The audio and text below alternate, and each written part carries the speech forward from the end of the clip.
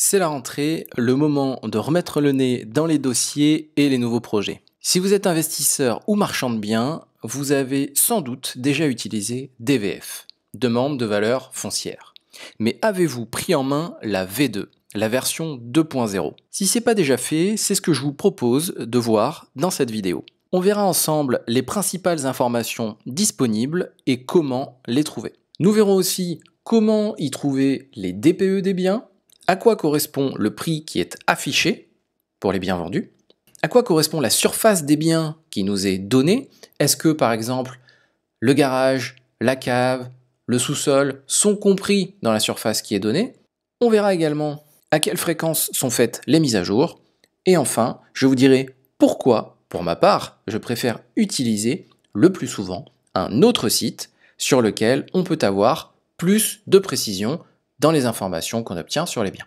Avant de commencer, je vous rappelle que si l'investissement immobilier et les enchères immobilières vous intéressent, vous pouvez vous abonner à la chaîne et vous pouvez aussi vous inscrire à ma newsletter spéciale enchères et entièrement gratuite. Vous avez le lien en description. Celle du mois d'août vient de partir.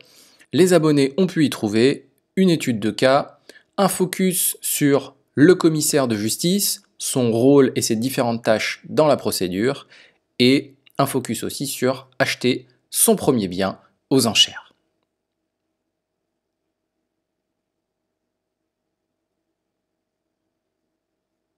Alors DVF, vous connaissiez sans doute l'ancienne version app.dvf.etalab.gouv.fr qui ressemblait à ça, qui est vraiment old school, niveau visuel et aussi niveau praticité et renseignement. Eh bien, vous n'avez peut-être pas fait attention, si vous utilisez DVF régulièrement ou bien si ça fait un moment que vous ne l'avez pas utilisé, vous pouvez accéder à une nouvelle application DVF, une V2, une version bêta, qui s'appelle dorénavant explore.data.gouv.fr/immobilier. Voilà à quoi ça ressemble sur la page d'accueil, et on va pouvoir, en renseignant l'adresse du bien autour duquel on veut faire des recherches ou sur lequel on veut faire des recherches de données de valeur foncière, et vous voyez que c'est beaucoup plus visuel d'abord, et vous allez voir ensuite que les informations qu'on peut y trouver sont quand même plus claires, c'est beaucoup plus ergonomique au niveau de la recherche et des informations qu'on peut y trouver. Pour commencer, on peut sélectionner le type de bien, si on veut le borner uniquement à des appartements, uniquement à des maisons ou bien uniquement à des locaux commerciaux. On peut limiter notre recherche, mettre un filtre pour que, autour de l'adresse que l'on va rentrer, il n'affiche que les données de vente concernées. Autrement, on va rester sur appartements et maisons, l'ensemble des ventes, on rentre son adresse et c'est parti, on lance la recherche. Alors une fois qu'on arrive sur le plan, vous voyez là, il y a une petite difficulté, une petite amélioration possible, c'est que on est bien borné sur le secteur. Donc moi j'ai rentré le 66 avenue Marcel Sambat, donc à Livry-Gargan. On n'a pas ce numéro d'affiché devant nous. Donc il faut zoomer un petit peu et on va essayer en cliquant à droite ou à gauche, si on ne connaît pas encore parfaitement le plan vu du dessus de la rue, de se diriger vers le bon numéro. Là en l'occurrence c'est celui-ci. Donc vous l'avez compris, les parcelles qui apparaissent en surbrillance là en violet, ce sont celles sur lesquelles on aura des informations de vente. Sur les autres, vous pouvez toujours cliquer dessus, vous n'aurez rien. Autrement, donc comme je l'ai recherché ici, cette parcelle-là, donc le numéro qu'on voit, c'est la référence de parcelle cadastrale, la 2354. Vous avez ici, dans la marge, des informations disponibles sur les dernières ventes à cette adresse, puisque c'est un immeuble ici, donc il y a plusieurs mutations en l'occurrence, avec les informations que l'on a de disponibles, qui sont quand même assez limitées. On a une vente donc, qui a eu lieu le 31 août 2023, avec une référence ici, pour 145 000 € et qui concerne un appartement 3 pièces, 66 mètres carrés, avec dépendance. Mais on ne sait pas quelle dépendance. Est-ce que c'est une cave? Est-ce que c'est un parking? Est-ce que c'est les deux? Est-ce que peut-être il y a un balcon? On n'a pas ces infos-là. C'est quand même un peu dommage. Ça veut dire qu'en termes de comparaison, on est quand même très limité. Si on cherche, nous, à déterminer la valeur d'un appartement avec une cave et un parking, on va chercher des biens, dans l'idéal, qui se sont vendus avec ces éléments-là, ou du moins à savoir, dans les données qu'on va trouver, est-ce qu'il y avait dans le prix, pour ce prix-là, une cave, un parking ou les deux. Évidemment, s'il y a un parking seul, d'autant plus si c'est un parking souterrain, type box, ça a une valeur. Ça a souvent une valeur comprise entre 10, 20 000 euros, parfois plus si on est sur une grande métropole. Donc, c'est pas non plus quelque chose d'anodin. C'est pour ça que c'est dommage de ne pas avoir ces informations-là. Comment les obtenir? On y reviendra en fin de vidéo, je vous invite à rester là, on va en reparler et je vous donnerai la solution que moi j'utilise. Maintenant, je voulais vous parler de deux choses. D'abord, le prix.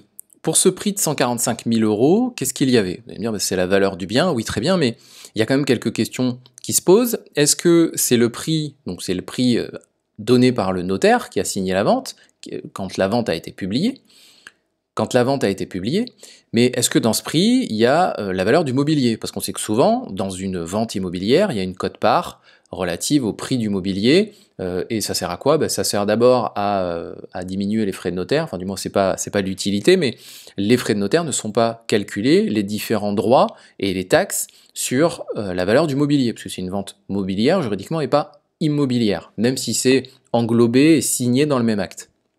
Ça veut dire que c'est pas anodin, donc finalement ça va influer sur le prix au mètre carré, quand on va le calculer, le ramener au mètre carré, et nécessairement ça a une influence. Alors rassurez-vous, là en l'occurrence, le 145 000 euros, le prix qui est affiché, et c'est valable pour tous les biens, il est en dehors du prix du mobilier qui aurait pu s'ajouter, qui a pu être fait, qui a pu être négocié au moment de la transaction, et en dehors de tout frais d'agence, en dehors aussi des frais et droits notariés, sauf s'ils ont été stipulés à charge vendeur, à ce moment-là, ils vont être inclus dans le prix. Pour ce qui est de la surface du bien, les 66 mètres carrés ici, est-ce qu'ils comprennent la dépendance ou pas? Alors, je me suis pas mal posé la question, je suis allé faire des recherches au niveau d'une notice qui est... on est là sur des informations qui sont mises à disposition par l'État, donc c'est quand même borné, il y a un certain nombre d'infos. J'aurais pu m'épargner la lecture de la notice, qui fait 8 pages, ça reste raisonnable, il y a des définitions, etc. Je vous mettrai le lien en description pour celles et ceux qui veulent aller plus loin et la lire. Il y a quand même des infos très intéressantes sur le descriptif et sur certaines infos. On va y revenir, notamment sur les surfaces. Qu'est-ce qui est donné dans les surfaces? Je l'ai passé. Il y a un lexique, ça c'est intéressant quand même. Ce qui est donné, la superficie qu'on a vue, les 66 mètres carrés, c'est ce qui correspond à la surface réelle bâtie. Ça, je l'ai trouvé dans un autre article au-dessus dans cette notice. Et la surface réelle bâtie, qu'est-ce que c'est?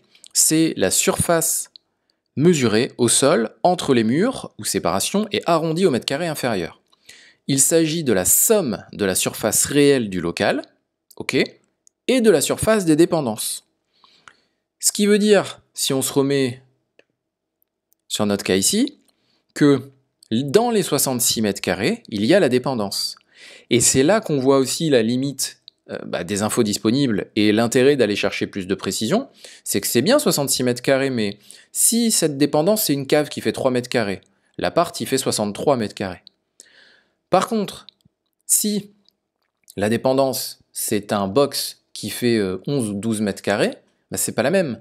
Parce que l'appartement, il fait plus que peut-être 54-55 mètres carrés, et évidemment, la valeur du mètre carré, c'est pas du tout la même, selon que c'est un mètre carré habitable dans l'appartement, ou un mètre carré dans un box ou dans une cave.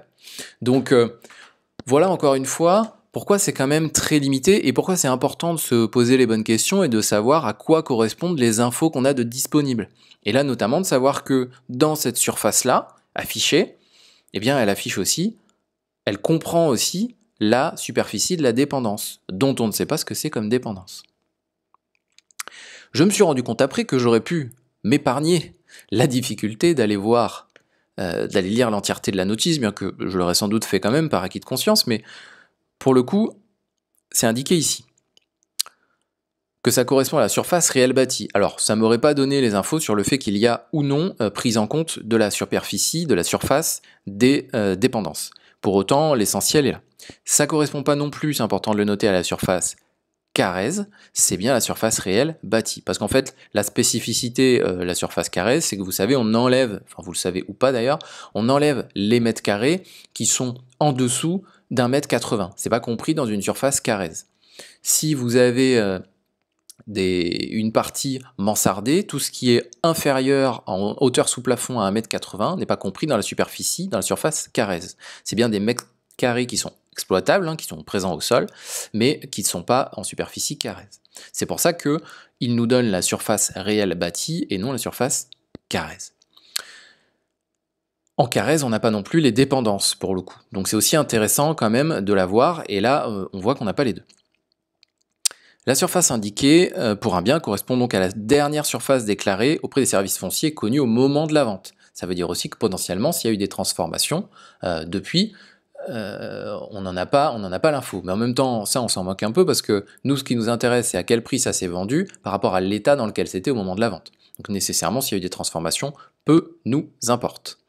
Bon, fort heureusement, on peut quand même aller chercher un peu plus de précision en cliquant sur le deuxième onglet de la page, l'onglet tableau, ce qui va nous permettre d'avoir un peu plus donc de précision sur les différentes mutations qu'on a trouvées sur notre recherche. Ici, on va avoir les identifiants de mutation, la date, ce qui va nous permettre de nous repérer par rapport à notre onglet précédent, et on va avoir aussi, et surtout, j'ai envie de vous dire, des données sur, si on va prendre celui-ci par exemple, sur la superficie des biens, la surface carrèze.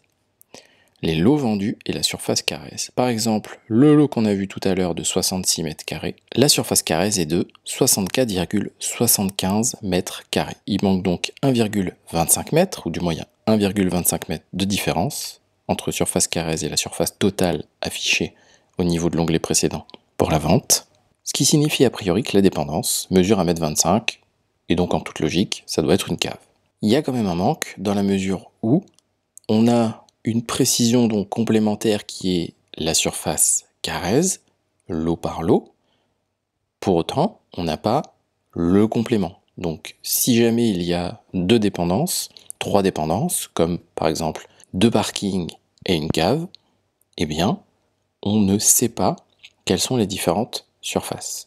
C'est quand même très bien d'avoir la surface carrèze, mais encore une fois, dans l'absolu, ça manque de précision et on peut en avoir davantage avec l'outil que je vais vous partager à la fin de la vidéo. D'autres informations qui sont disponibles, c'est celle du DPE. On voit ici que parmi les ventes qu'on a pu consulter là, donc il y en a plusieurs, hein, si j'étais remonté, vous voyez, il y en a en 2019, une, 2 en 2020, une en 2022, une en 2023 au niveau de cette résidence, et on a les données de vente, alors c'est celles vraisemblablement de 2023-2022, parce qu'avant c'était pas publié, sur les DPE. Consommation d'énergie, émissions de gaz à effet de serre pour l'un et pour l'autre. Donc c'est intéressant quand même d'avoir ces infos-là, on peut le trouver directement et rapidement. Autre question qu'on peut se poser quand on va être amené à utiliser régulièrement DVF, Explore.data, c'est quelle est la fréquence de mise à jour. Est-ce que nous aujourd'hui qui sommes fin août, début septembre 2024, on a des chances de trouver des biens qui se sont vendus le mois dernier ou il y a 3 mois? La réponse est non, parce que là vous le voyez, on le voit ici affiché, la dernière mise à jour elle est d'avril 24 et en grattant un peu, j'ai trouvé que les mises à jour elles étaient faites 2 fois par an, en avril et en octobre.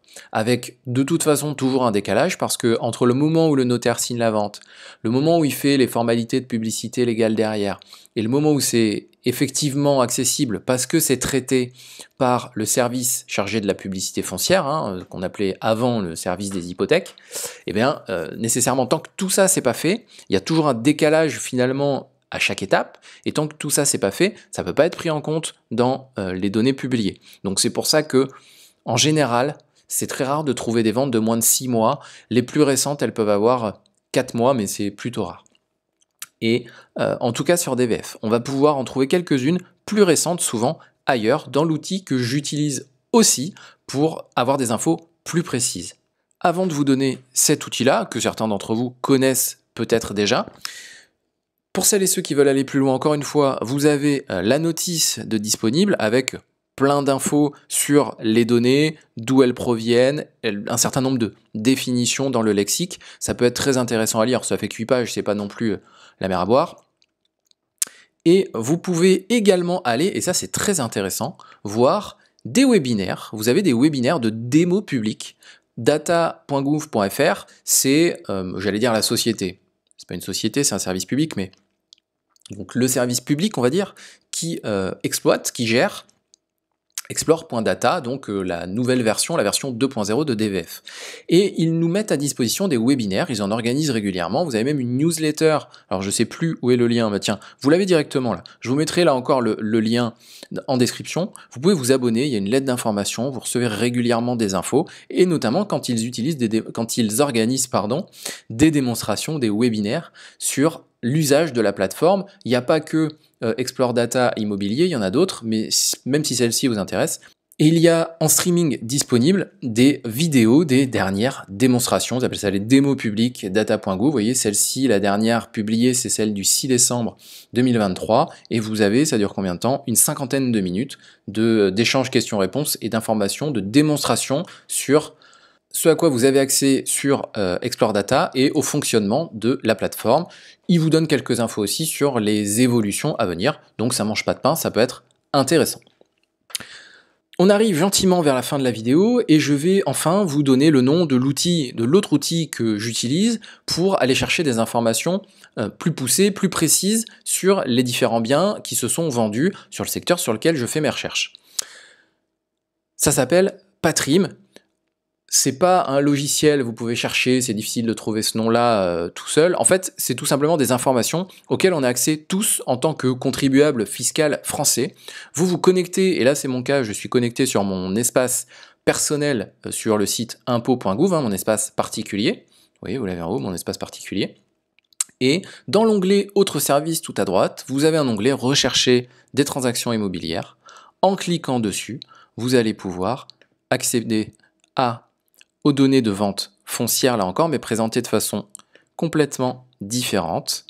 Voilà. Et là, vous allez pouvoir borner différemment votre recherche et arriver à des résultats beaucoup plus précis, avec une fiche précise sur chaque bien, avec les superficies des différentes dépendances, le détail de ces dépendances. Vous avez même les matériaux de construction parfois des bâtiments, bref, beaucoup plus d'infos. S'il y a une piscine, vous l'aurez aussi, et vous aurez sa surface en mètres carrés.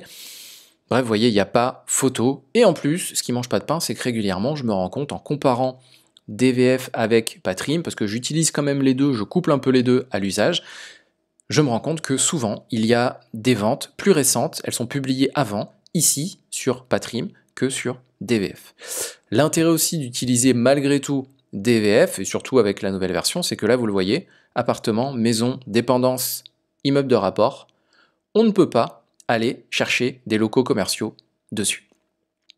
On ne peut pas borner notre recherche à des locaux commerciaux, ça ne sort pas les données. Ce qui signifie que il vaut mieux utiliser pour ça DVF en le bornant.